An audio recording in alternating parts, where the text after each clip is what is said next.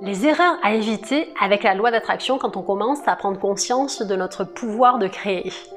Première chose, ça va être la dispersion mentale. C'est le fait d'être partout et nulle part en même temps. C'est le fait d'avoir 15 désirs à la minute, de changer de désir toutes les 30 secondes, de changer de désir. Ah tiens, le lundi, j'ai envie d'avoir 10 000 € sur mon compte, et puis le mardi, j'ai envie d'avoir une voiture, et puis le mercredi, j'ai envie d'avoir une nouvelle nana, et puis le jeudi, j'ai envie de... je sais pas, tiens, j'ai envie de partir en voyage. C'est le fait d'être... de se dire j'ai envie de plein de choses et de ne pas être concentré. C'est comme si tu étais à 15 endroits en même temps. C'est comme si tu avais envie d'être à New York, à Paris, à Marrakech, à Londres, à Dakar en même temps.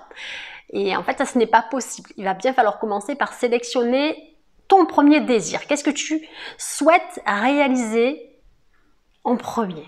Qu'est-ce que tu aimerais matérialiser, manifester en premier? Est-ce que c'est plutôt l'amour? Est-ce que c'est plutôt une bonne santé? Est-ce que c'est plutôt une certaine somme d'argent? Est-ce que c'est plutôt une belle maison? Ou un appartement, ou même déménager, ou juste le fait de te sentir bien avec toi-même? En fait, il va falloir définir un objectif. Une fois que tu as défini cet objectif-là, d'accord, tu vas commencer à y travailler chaque jour. Et là, c'est pareil. On va parler d'action. Parce que c'est bien beau d'avoir vu le documentaire Le Secret, la loi d'attraction. Tu te dis, ah, c'est super, c'est génial, je vais juste penser à ça, je vais le ressentir fortement et puis ça va se manifester. Mais si pendant 10, 15, voire 20 ans, tu as pensé d'une certaine manière et que ton désir est à l'opposé de ta façon de penser depuis des années, il va falloir déjà travailler par ta façon de penser. Et par le fait de passer à l'action. Tu peux lire tous les livres, toutes les techniques sur la loi d'attraction, voir toutes les vidéos du monde, mais tant que tu ne passes pas à l'action, ça ne se passera pas.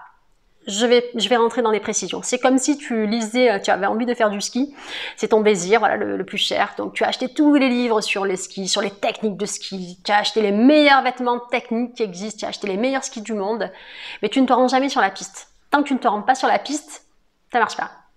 C'est pareil, une fois que tu es en bas des pistes, si tu commences par la piste noire, mais tu vas te rétamer, tu vas tomber, mais je te raconte même pas l'histoire.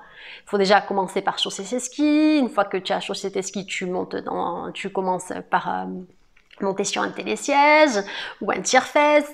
Après, une fois que tu as commencé par ta piste blanche, tu montes le level. Hein. Donc, tu vas faire piste verte, ensuite une piste bleue, ensuite tu vas descendre sur la piste rouge. Une fois que tu es bien chaud, que tu es bien entraîné, que ça fait X semaines ou X mois que tu as travaillé, que tu as descendu tes différentes pistes, que tu te sens de plus en plus à l'aise, que tu as une bonne technique parce que tu as expérimenté, là, tu vas passer sur la piste noire. Mais qu'est-ce qui s'est passé avant ça? Tu t'es préparé, tu as lu, tu t'es peut-être même visualisé, tu t'es déplacé physiquement jusqu'aux pistes de ski, tu as peut-être mis de l'argent de côté pour arriver sur ta piste noire et pour arriver même, pourquoi pas, à commencer à faire des compétitions de ski. Mais tu as vu tout le travail qu'il y avait avant, c'est d'abord ton désir, comment tu vas t'organiser, et surtout c'est l'action, le fait de passer à l'action. Et je te conseille vivement de commencer par des petits désirs qui te tiennent vraiment à cœur. Un petit désir qui te tient à cœur, de façon à ce que tu sentes que le processus fonctionne et de façon à ce que tu aies confiance. Et au plus tu vas avoir confiance au processus, et au plus ça va marcher, parce qu'au plus tu seras sûr de toi et au plus tu seras sûr de ce qui va se passer pour toi. Alors que si tu demandes quelque chose qui est très lointain, ou comment dire, qui demande beaucoup de préparation, c'est-à-dire que si tu demandes d'être médecin alors que tu n'as jamais eu, tu es sorti de l'école en 3e avec aucun diplôme, il va falloir travailler. Ça ne se fera pas du jour au lendemain. Les grandes choses prennent du temps.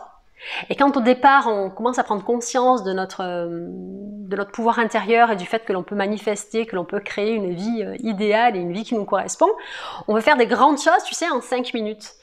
Mais les grandes choses prennent du temps. C'est pas juste aller acheter un livre, c'est pas juste aller lire un livre, c'est pas juste te dire tiens, j'ai envie de sortir ce soir au resto, ou j'ai envie de voir un tel, tiens, je vais l'appeler. Ça, c'est de la gratification instantanée. Les grandes choses, je le dis et je le répète, prennent du temps.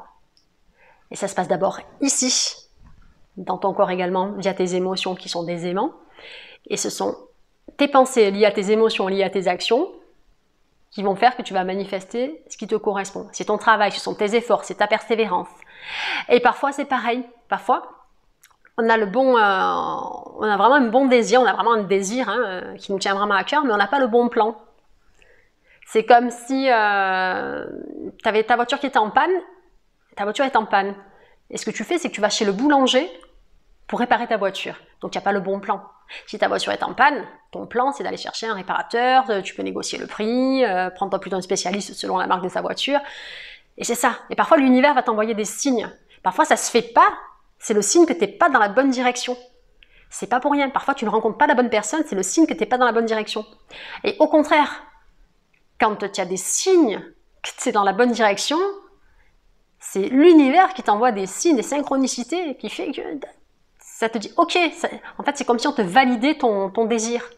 Et c'est pareil, les désirs, il faut que le désir, ton désir, ne fasse de mal à personne. Parce que si tu as un désir de déséquilibrer, sache que tu vas avoir un retour. Tout ce que l'on lance, tout ce que l'on souhaite et tout ce qui se passe à l'intérieur de nous-mêmes nous revient. Il faut faire attention à ça, parce qu'il y a beaucoup de personnes qui s'imaginent peut-être vouloir faire du mal, mais j'ai envie de te dire, ça va peut-être marcher un temps, mais ça va te revenir, mais fois 10.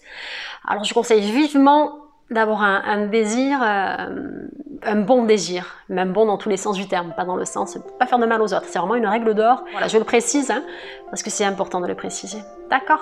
Voilà. Ici c'était Audrey de la chaîne Good Vibes, je vous envoie plein de bonnes vibrations. Vous prenez soin de vous dans tous les sens du terme. Je vous dis à très très vite les Good Vibers.